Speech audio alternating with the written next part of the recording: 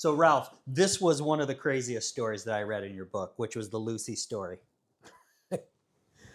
Okay, we're going to start this story from the beginning. Yeah, for sure. Because it has a little time to it.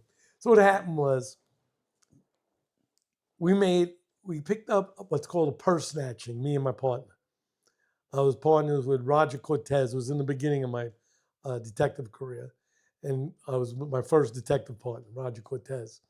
And we made a purse snatch arrest, which is close to a robbery, but it's not. It's more like a grand larceny. There was no force. He just grabs the purse and runs away.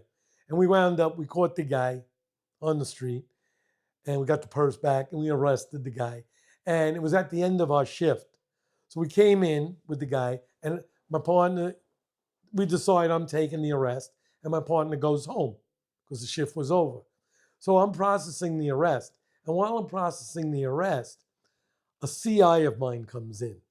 And CI, to say again, if anyone missed it, is a confidential informer. And he was a good informer, gave me a lot of information, right? So he tells me there's a bad guy in the neighborhood selling a gun. And that he sells guns, and he's got one for sale now, and he wants to sell it to him.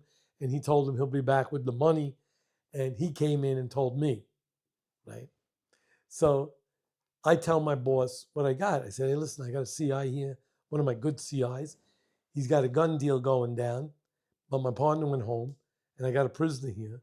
So we leave the prisoner in the cage, and the boss says, I'll be your partner, and we'll handle this. Okay. So he lays it out that he's supposed to meet the guy soon. We got a time. And he's supposed to meet him on a rooftop. So we give him the money. We say, we're going to go down the street. We know the block, the neighborhood. We're going to go down the street, and we're going to go up on a roof, and we'll be able to visually see you. But all the roofs are connected.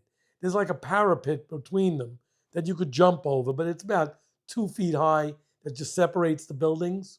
And we're about 5 buildings down. So we go up and we could see the guy. We send him in the building. He goes up and meets with the gun dealer, right?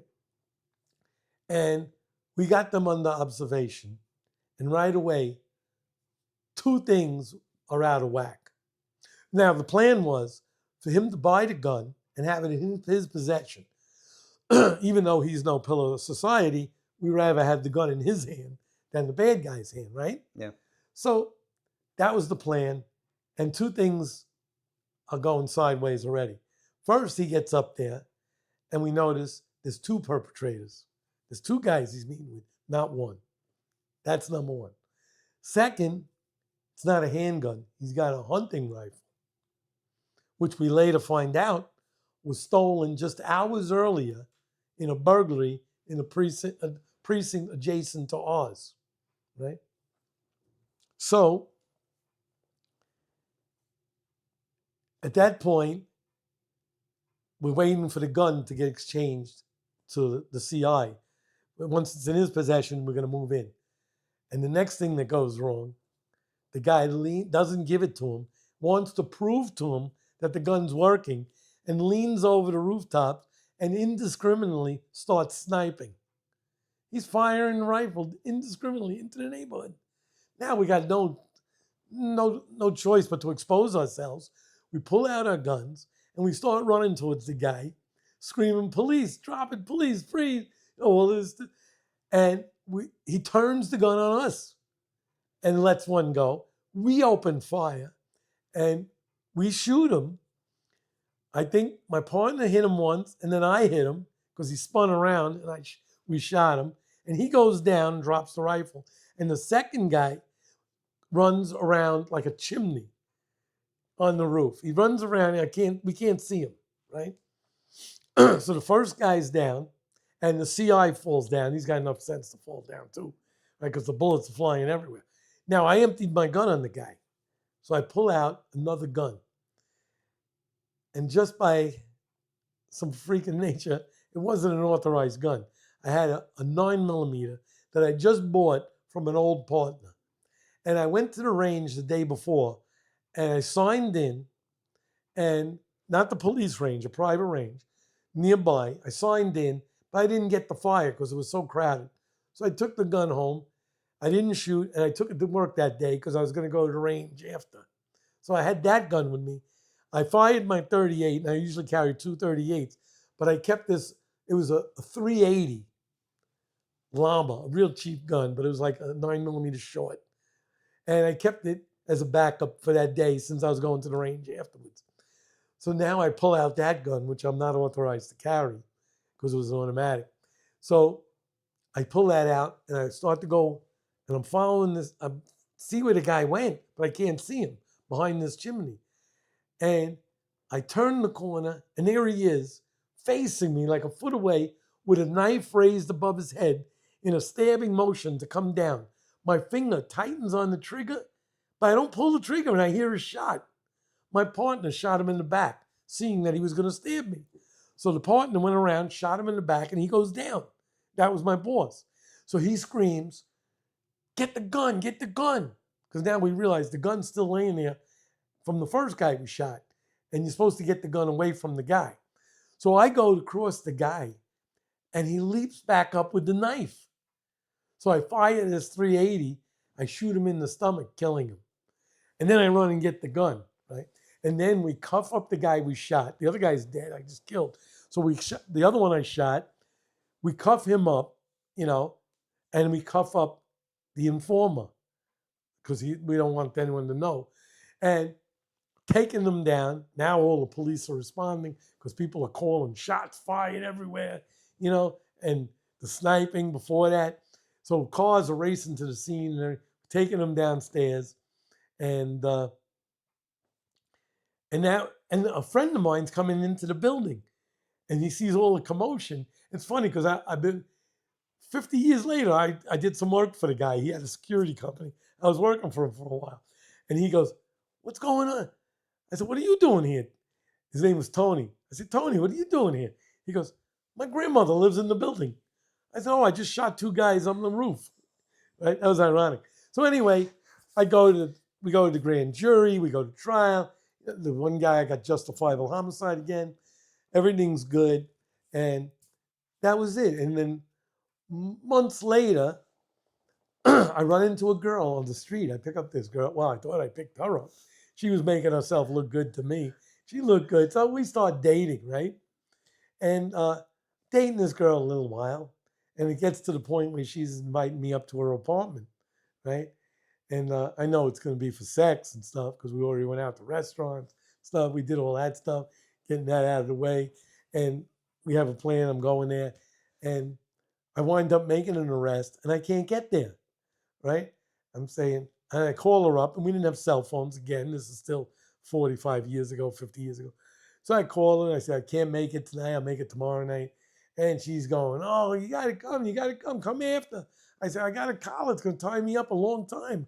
I got vouchering to do. I got to go to pre-arraignment, central booking, the whole bit." And she's like, getting an attitude, like, you know? Anyway, I leave the precinct. She can't reach me. I don't see her that night. And next day, I was going to go over there. And meanwhile, I'm out on patrol because I had to go to court. And we get a 10-2 forthwith again. And those are never good, right?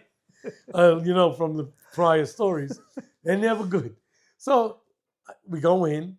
We have no clue what it's about. Me and my partner go in. And we see two suits sitting in the boss's office. We figure right away, this must be IAD. What do we do now? So they come up, and the boss comes right to the foot of the doorway. He tells my partner, "Go back out on patrol. Just want Ralph in here." So I go in there, two suits there. They identify themselves as a detective and a lieutenant from the intelligence division. I go, "Man, intelligence? That shouldn't have anything to do with me." So the guy goes, "Are you dating Lucy?" I go, I said, "Yeah." My head's spinning. How could they know a girl I'm dating? They said, "You had a date with her last night?" I said, yeah, my head's spinning because I have no idea how they know this, why they would want to know it, how they know it. They said, well, we have a CI that told us there were 2 or 3 guys in her closet in the bedroom, and when you got in there, they were going to kill you. You were going to be executed. I'm saying, what are you talking about? Right? They said, you killed her brother 8 months ago, or 6 or 8 months ago, whatever it was. I was dating his stepsister, and she wanted me dead. Could you believe that? What are the chances of that, Ralph? Oh, she set it up. Yeah. And it is just absolutely nuts. Just And then she tried to reach me again after that. I never answered. They couldn't lock her up, or they didn't want to, but they couldn't. But I'll tell you why. When you have a CI, they're rated by how good they are. How good they are. If they give you 10 pieces of information, and 8, 9, or 10 of them are good, they're really a good CI. You know their stuff is good. If they give you 10 pieces of information, 3 are good, they're so-so. You're not going to put your life on it. But they said this guy was a 10 out of 10 CI. Anything he tells us is good. So first of all, you don't want to blow the guy's cover. yeah. And number 2, there's nothing recorded. This went down too fast. And nothing was recorded. So there's no evidence. It would be a he said, she said, and be thrown out. So it wasn't prosecutable, you know? Yeah. So there was no sense in blowing a CI. Yeah. They told me just stay away from her, and that's it. And that's how it went down. So But you can imagine that that was a divine intervention. Yeah, and so we talked a little bit about this before we started recording, which is, how do you, as a police officer, you're always a little suspicious of people anyway. Yeah, but this was when a female No, was I a know. little different. And I this was know. it's not like I gave up sex with a girl I was dating. That's okay. But strange, you usually never pass up. And it was just divine intervention. That I missed a piece of strange, but I just thought I'd get it the next day. But man, it was I know, crazy. but psychologically, did that mess with you a little bit? I mean, it's like you didn't really see that one coming. I didn't see that one coming. Yeah. I see violence in advance because I Yeah. plan. Mhm. Like this is, I think what's his name? I think it might have been Oliver North. Might have said. I think it was him. Said, listen, be friendly to everybody, but have a plan to kill everybody in the room Mhm. if you have to. But I didn't have a plan for this. This was, Yeah. it's a relationship.